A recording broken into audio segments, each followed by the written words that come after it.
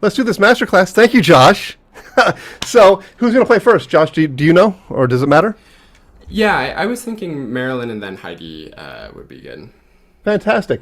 So let me introduce myself then. I know a lot about me.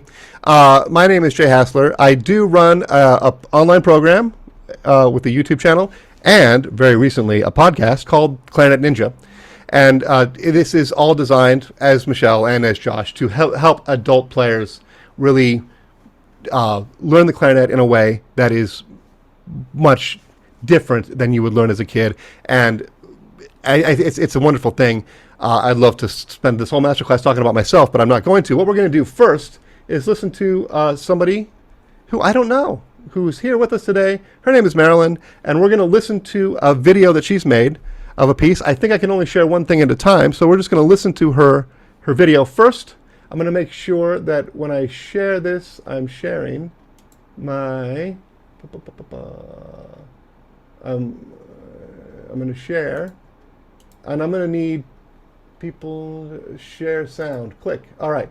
Here we go. We are going to hear Marilyn, and she's going to play something that our good friend, Kristen Denny Chambers, wrote called Baker's Blues. It's in a finger fitness etude book that is terrific. Everyone should check it out if you haven't already done so. And with that, here we go.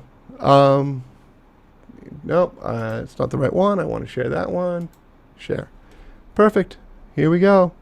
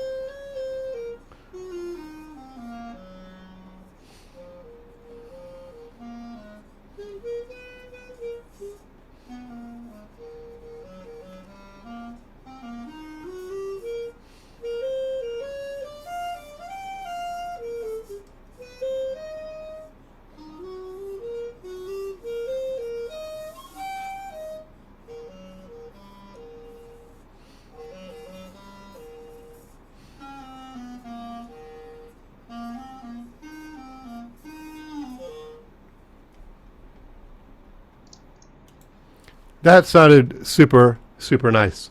Um, Hey I wa- Jay, yeah, Jay, the volume we're hearing in the chat was a little bit quiet, so people weren't actually able to really hear her no, no. playing. Let me turn up the volume on the volume is all the way up on the YouTube. I've shared the sound on when it says share computer sound. I've said yes to that.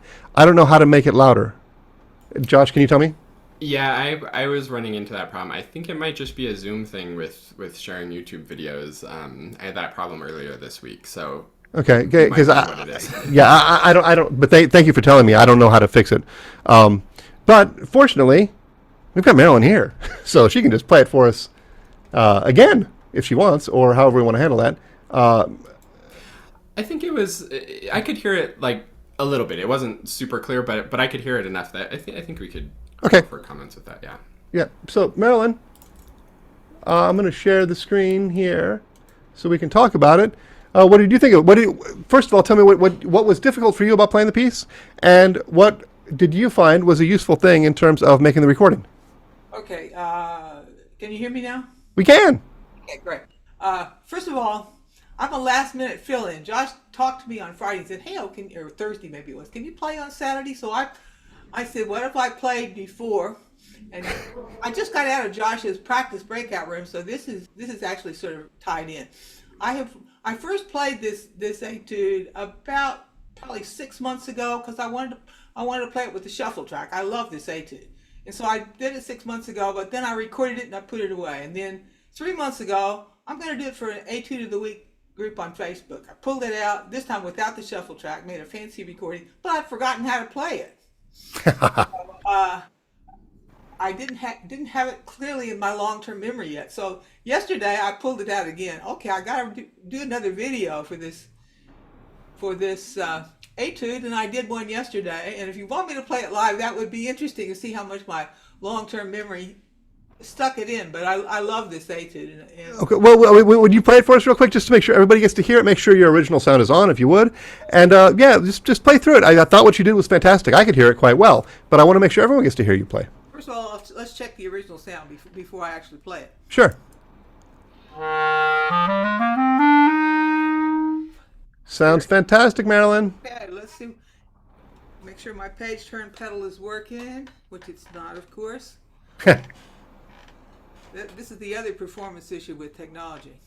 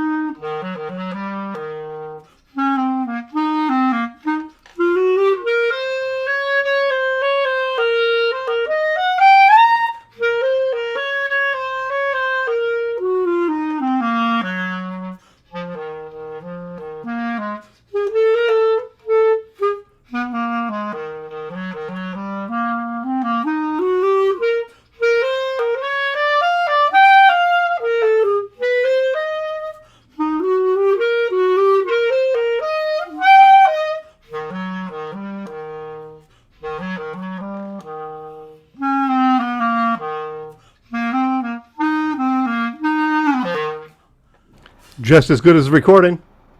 Well done. That's something that is an interesting thing that I'm glad that you brought it up. There, in a couple different ways, right? The ability to retain something that we've learned and be able to bring it back is something that has a lot to do with how we go about practicing it and how we go about putting it into our long-term memory. And I think that you've done a really good job with that. And I think it's reflected in how well you've brought it back. But then, I don't know how much time you put into making that recording. I can tell you, as someone that's made a number of YouTube videos, it takes a long time to get something that you want to put in the world. And I take a lot of time doing it. I don't know how much time you took doing it, but you did great. 30 minutes.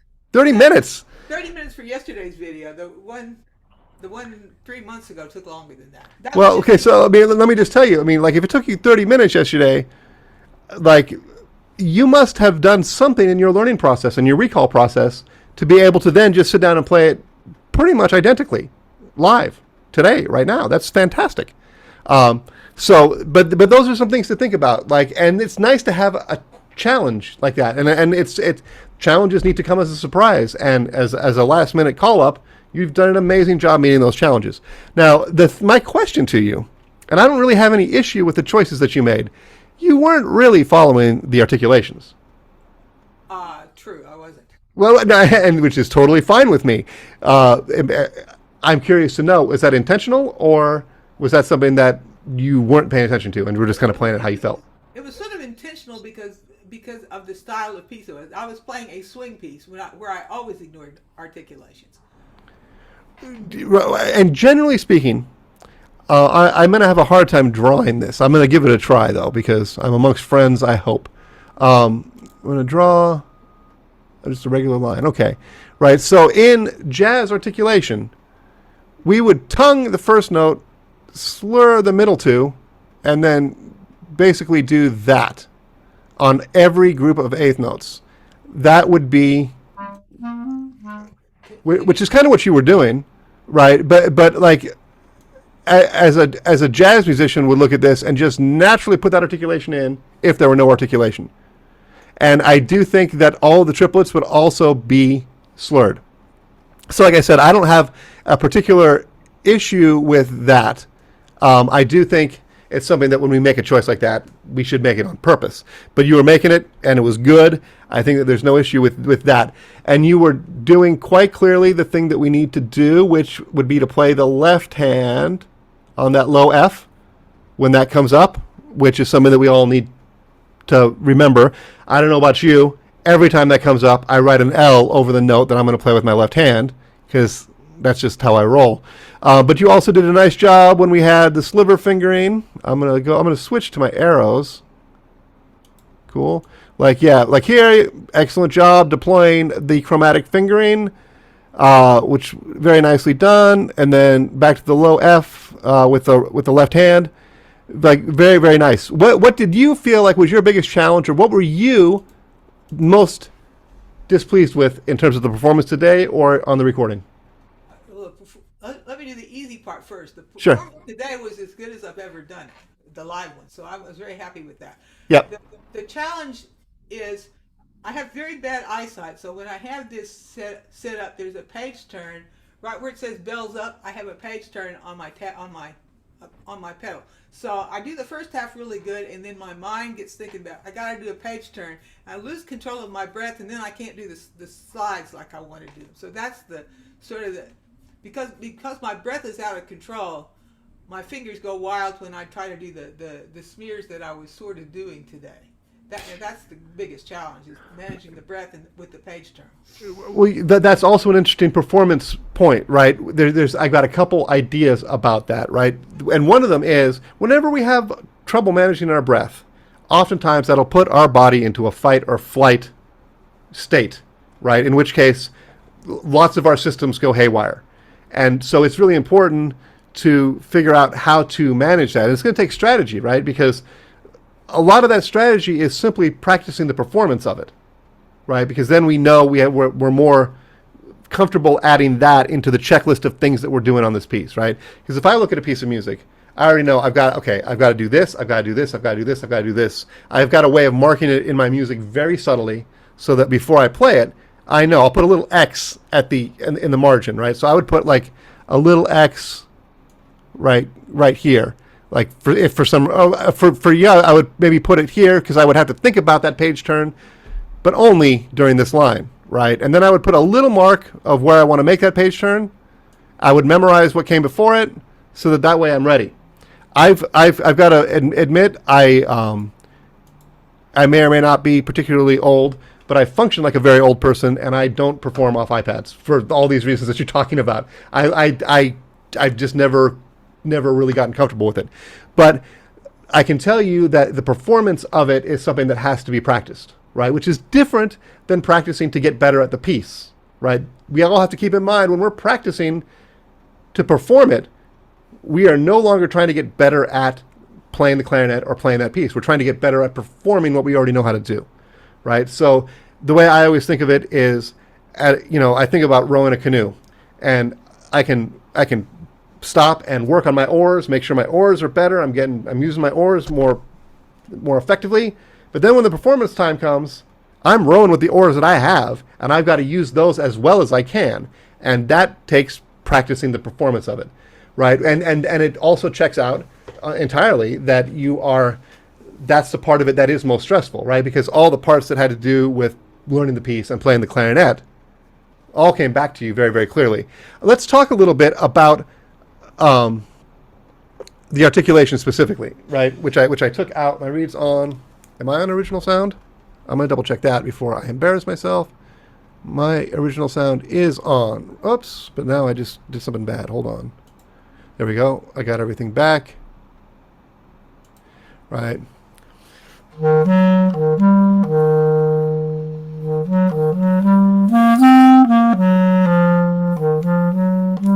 Sorry about the extra A flat. But so here's the thing that I want you to think. You've played this wonderfully. I want you to think about this in terms of musical sentences, right? So that we have that whole thing. I want you to just sort of take a step back. You know it. You know how to play it. Can you now play that as if you're telling us a story, right? So.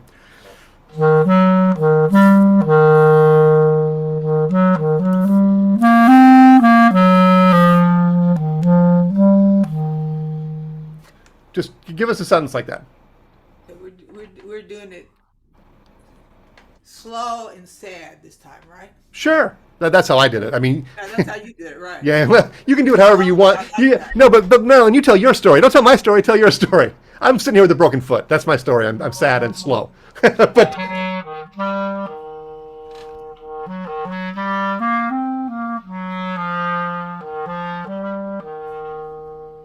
good. So yeah, I would say like, let's think of this in terms of, let me get my arrows back up so everybody can see what I'm talking about as I do it. Am I doing it? Am I doing it? Where's the arrow? There it is. Right, so we've got 1, 2, 3, 4, 5, 6, 7, 8. There's our first phrase. Phrases are normally going to come in 8. This one certainly does. It checks out. We're not going to count this first measure since it's a pickup, right? So 1, 2, 3, 4, 5, 6, 7, 8. Phrases traditionally come in what's called an antecedent and a consequence. So it comes in groups of 4. So an 8-measure phrase has a 4-measure group in the beginning, a 4-measure group in the end. So we are going to look at this and see if this checks out. 1, 2, 3, 4. Yes. 1, 2, 3, 4. So let's actually just right now work on the consequence, which starts on this low F. Can you play that for me, Marilyn?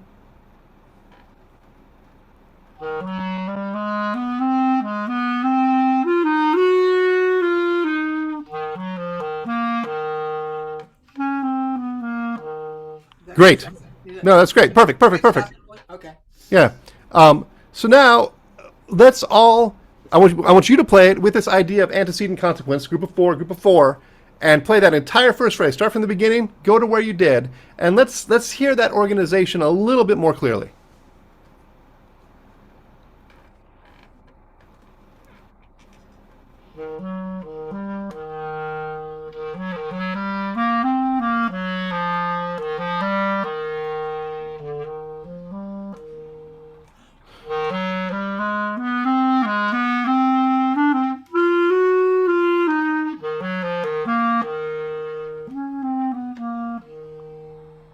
Good. I just want to, again, like you're taking some liberties with this triplet, which I'm okay with. I just want to make sure you know you're doing it. Do you see what triplet I'm talking about? I see the triplets. Now play for me what I'm doing and what you're thinking. Okay. So I'm going to play it just really strict. Like no. I'm going to play music without music just for a second. Okay, so I'm going to play the whole thing.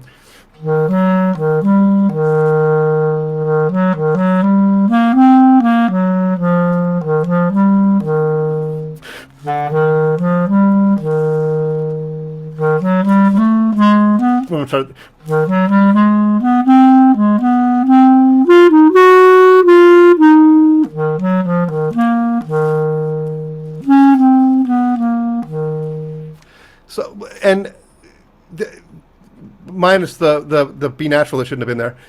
Forgive me for that. So that was just like completely straight. I want you to play it again. Well, here's what I want. Can I ask a question here? Sure. You made a comment about the triplets. So what I was asking you to do was illustrate the triplets the way I played them and compare it to the way you are thinking of them, because I didn't get the point. Okay. Thank you. So here, as you're restating that, I want to make it more clear what I said, which I'm not hearing quite the difference between, like, let's say what the pickups are, as opposed to the triplet in measure 5,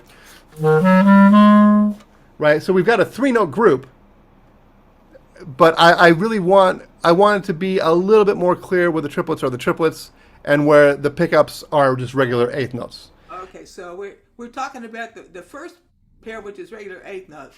Yep. And the other pair you're talking about are like down the second line where you're leading into the antecedent, I think. Yeah. Into the consequence. And you're right. I played them exactly the same as I did at the beginning, and that's what you said. So I don't know that it was exactly the same. I'm not going to stand by that. But I will. It was a little bit. It was the same in my head. What came out the clarinet might have been entirely different. People only knew what was going on in my head.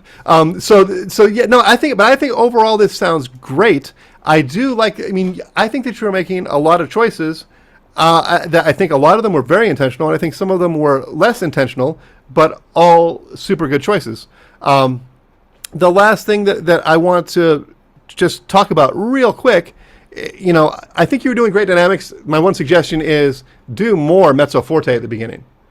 I like a little bit more of a bold statement so that when we get to the pianos, we've got a little bit more room. But that statement is true for everybody in every piece of music, really, right? We need to make sure we come back down for the pianos, but not paint ourselves into a corner, right? We want it to be that we've got a lot of room to make that piano, to make that difference. Because dynamics are not set things. It's the difference between loud and soft that is the powerful thing. But let's talk just for a second, and we're only going to have just a minute to do it, to talk about these little glissandos. I think you were doing most of those with your fingers. Is that correct? Were you doing any sort of... Trying to do them mostly with my fingers. That's the safe bet, for sure. Right? I mean, I'm going to start at the part that says bells up.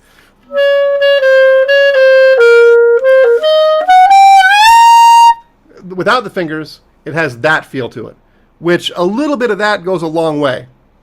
A little bit less subtle than...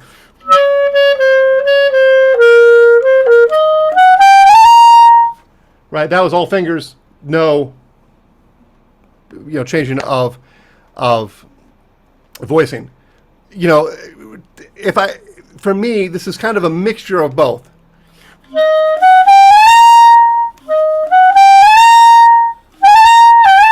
Well, I smear them a little bit together, but not a lot, because that can, like I said, that glissando sound has a lot of power, and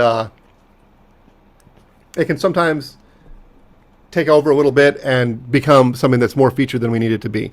But the way I love the way that you did it.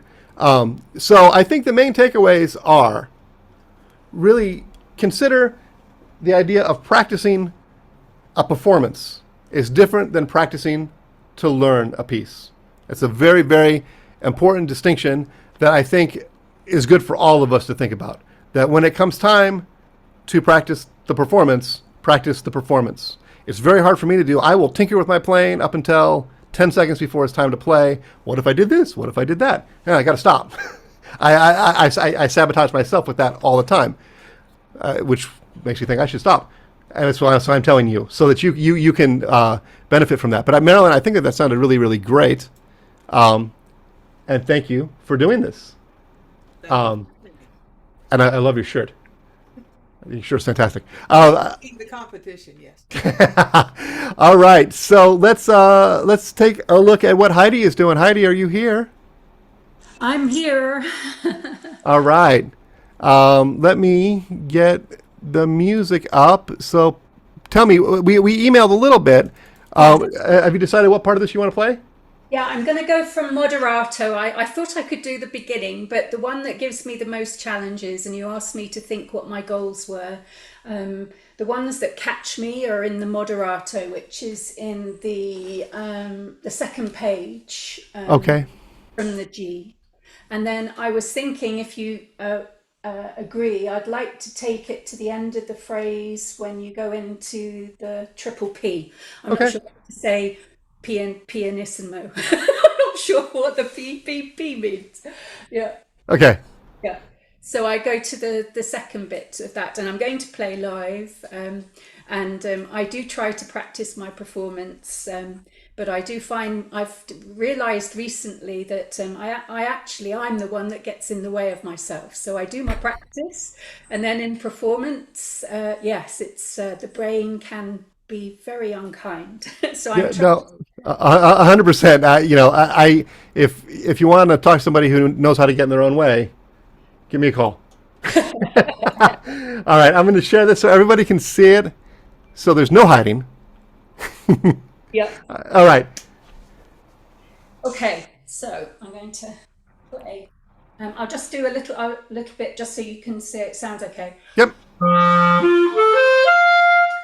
Terrific. Okay. Right, off I go.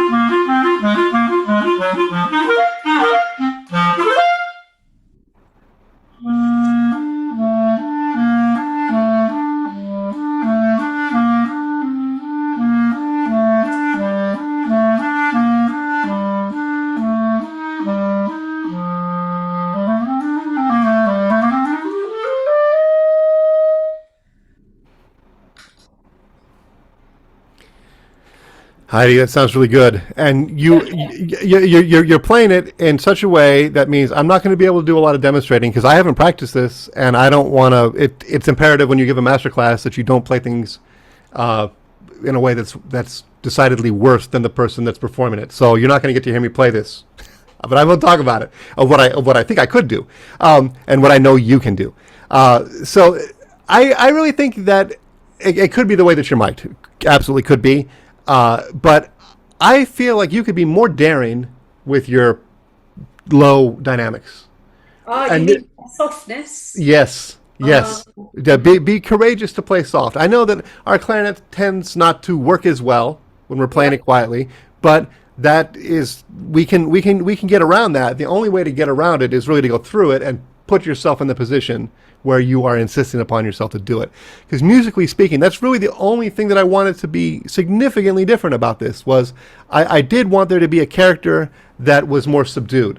The whole thing was I loved the general character of it, but it all seemed very, very big.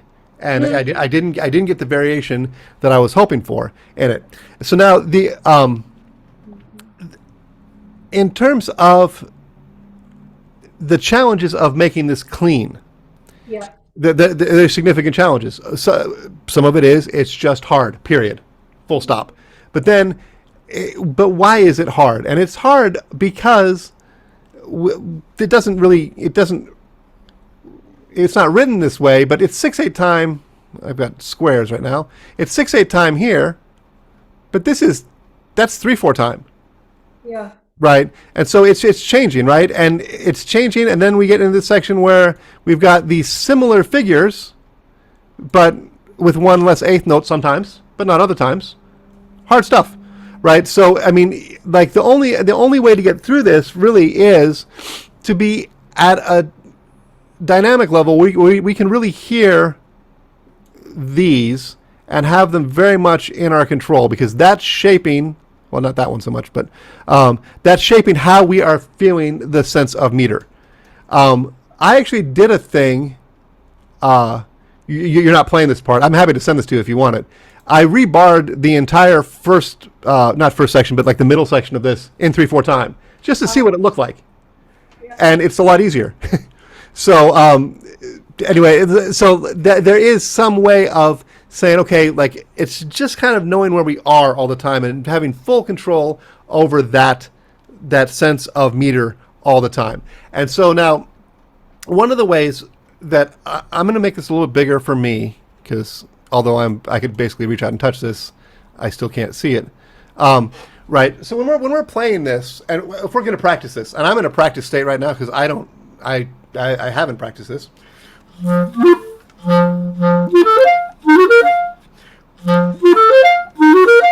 Right, I would practice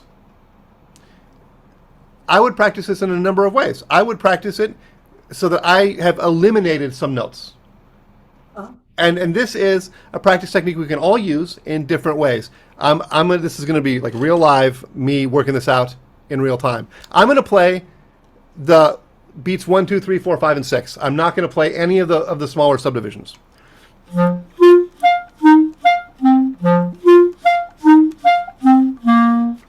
Right, so I'm leaving out the triplets. I'm just playing the first note of the triplets. Yeah.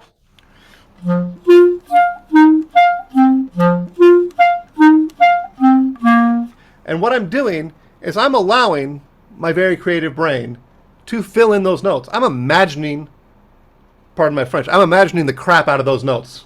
I'm not playing them because I might play the wrong ones, but I'm imagining where they go, but most importantly, how fast they go. How do they fit in there, right? So I'm thinking, bum, tugga-da-dum, tugga-da-dum, bum, bum, tugga-da-dum, tugga-da-dum, bum, bum. But I'm not playing it. And I'm not going to play two measures. I'm going to put those notes in there now. But I'm not going to play all of it, even though it's just a repeat.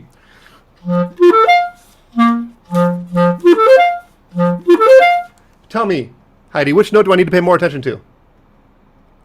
I would say the B. Maybe. The D is the one that is coming out unevenly in my head. Okay. But I think you're right. The B is sometimes not quite right.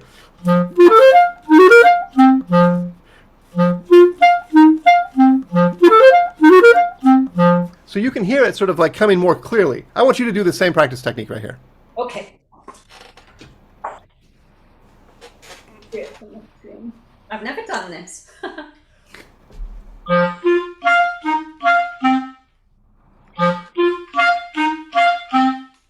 Good, and go to the downbeat. Always end on a downbeat, so go to the next note. Great. Put the triplets in.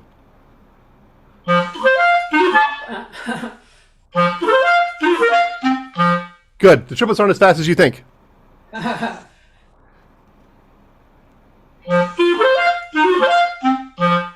Good. Do it again. Good. I'm just not getting a good first note of those triplets. When you take them out and you just play the downbeats, those notes are coming out brilliantly. But make sure they come out when you're trying to play the triplets. Play the triplets after you initiate that note as well as you did before.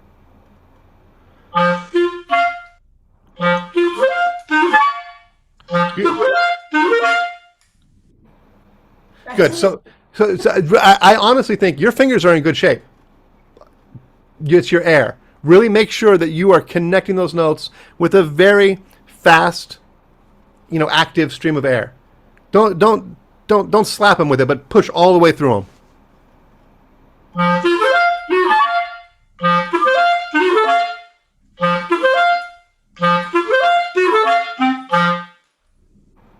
Now, I think for you, it's the B in the first triplets and the C in the second one that aren't coming out quite the way that you want them to. So what I want you to do is play to that note and hold it.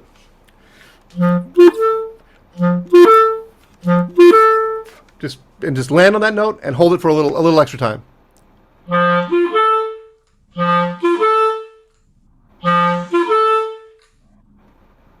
Good. Do it again.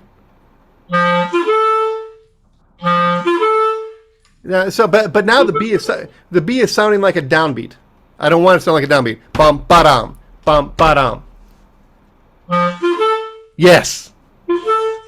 Okay. Do that again. 2 more times. Yes. Good. Now do the same thing on the next beat. Go to the C. But make it even. I'm hearing bum ba-dum, ba-da-dum. Yes. Uh-huh. Right. Good. So what I feel like is happening right now is we're sort of taking we're looking at this through a microscope, and we are unraveling some underground flaws in what is kind of making this not be able to be scaffolded up into the performance that I know you can do. So let's do it. Let's do it at a speed that's a little bit yum bum bum, which is slower than you played it, slower than it should be played. But for right now, let's do that. Okay. And play all the way up to the high D.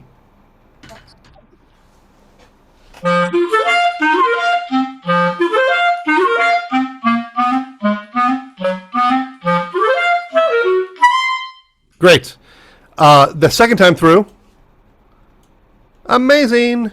You took the first time, got a little bit more together. Second time through, had all the characteristics that we want. I want to make sure that these notes don't go too slow. Bum blum bum blum bum blum bum. Right. 1, 2, 3, 4, 5, 6. Dum ba dum bum bum ba dum bum bum bum bum bum bum bum. So do it again. Same thing.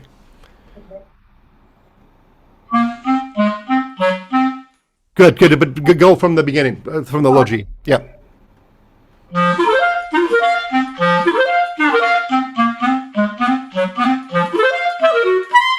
Good, because we have those Ds, but this is something I call reducing a piece. I'm going to play this piece without any of the hard notes. Seems unfair, but that's what I'm going to do.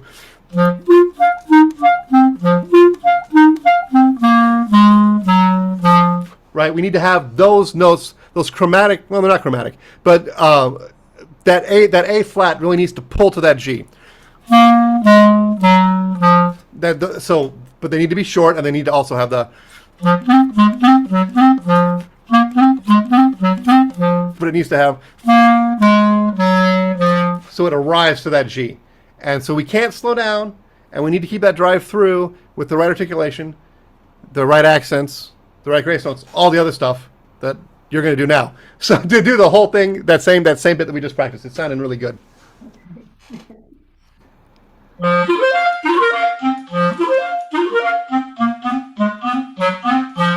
Oh, Yes. yeah, Yes. sorry. Okay, so that was exciting because that A flat had some real direction to it. I knew it was going to G. And one of the things that Joe Robinson used to say, who's the principal oboist of the New York Philharmonic, he would say that our musical phrases need to go to their logical inevitability. Yeah. So I knew that's going to G because I know the piece, but the way you played it, I still felt super happy when it did because it gave me everything that I wanted. And that's really exciting. And it did that because you kept it right in time. The thing that I want to tell you before we've got we got some time left. The fast notes aren't as fast as you think. And I'm telling you that because we all need to hear it. You need to hear it, but we all need to hear it. The fast notes are rarely as fast as we think. There was a flutist named Tom Neifinger who said something simple, and he said it very elegantly. Fast notes are slow notes played faster. Right? We don't want to all of a sudden go into panic mode. Right? We want to play them with the same elegance that you play all the other notes, but just faster. Right? So I mean, easier said than done, Tom Neifinger. But he's right. So just keep that in mind. So play it. Start in that same place, and we're going to go on. Let's go on to I don't know where. Let's go on to here. So we're starting in the same place. Go to there. Okay. All right. I'm gonna. You're looking at your own music, so I'm gonna make this a little smaller so we can all see it. Okay.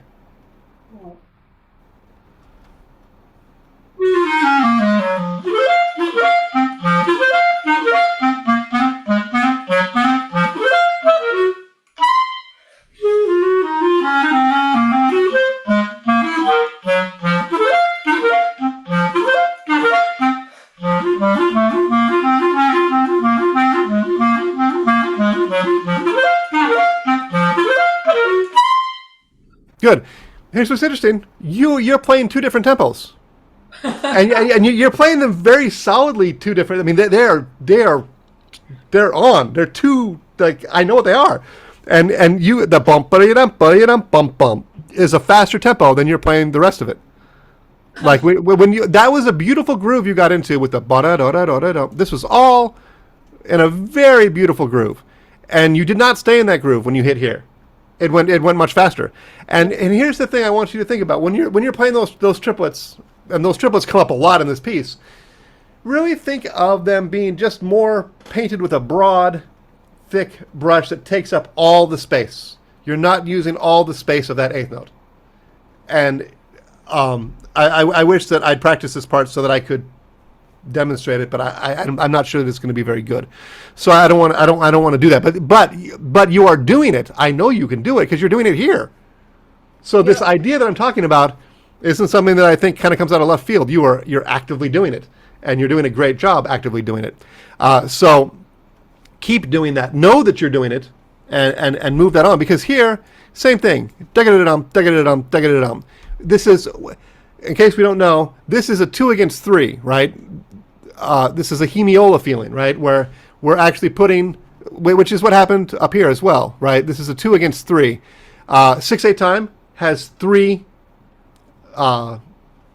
eighth notes in every beat. 1, 2, 3, 4, 5, 6. But then we're putting groups of 2 against that, and that is called a hemiola. And this is a much more complicated hemiola because those notes are legitimately hard.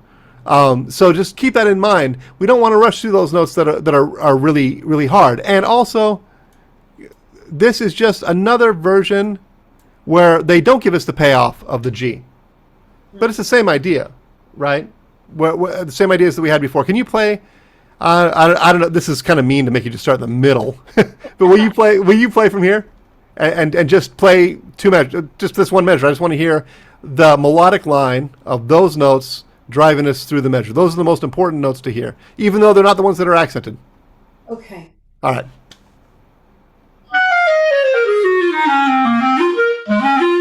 Sorry. That's all right. Good. Good. That was well done. Don't, because what I'm trying to highlight is these have accents, but they're the same note. Don't let the fact that those notes are accented pull away from the natural accent that we find in these notes that are moving down, and more these first notes, because we can really put them on the beats very precisely. And if you are able to really hold yourself to keeping with the with the pulse that's happening,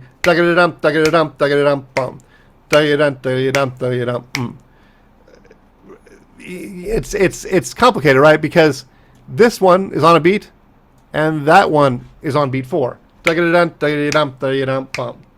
And so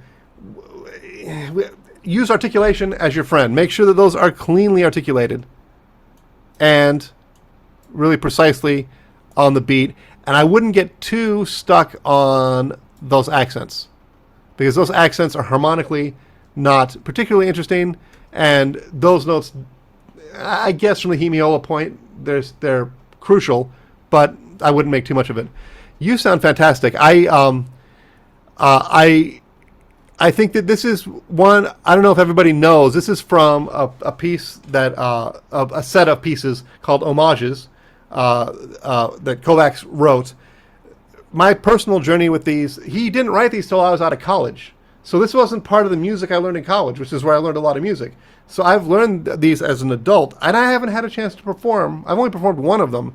This, I would say this and the Strauss one are the most challenging. And I think you've done a really, really fantastic job with this. Congratulations. And thank you for sharing it with us. I mean, I think that that's really the important thing. And I'm going to do a little bit of a plug. Josh is going to do a real one later, talking about the pre-convention thing that we're doing. Because we are putting on a day and a half event for people to come who are coming to the Clarinet Convention to be together and play. And as I look over at the screen and I see everybody's faces from all over the world, having a community of people that are doing this, and people that are courageous enough to stand up and say, I'm going to play, and have somebody criticize me in front of all these people, that's brave. And I appreciate Marilyn and Heidi doing this. And I hope we all got a lot out of it, because the thing that I have found is if one of us has a challenge, it's a challenge for all of us in some way. And it's really, really helpful to see other people work through it and engage with it. And I think both Marilyn and Heidi did a lot of really wonderful things, and I appreciate you being so kind to take my advice about what you should do. So really great job.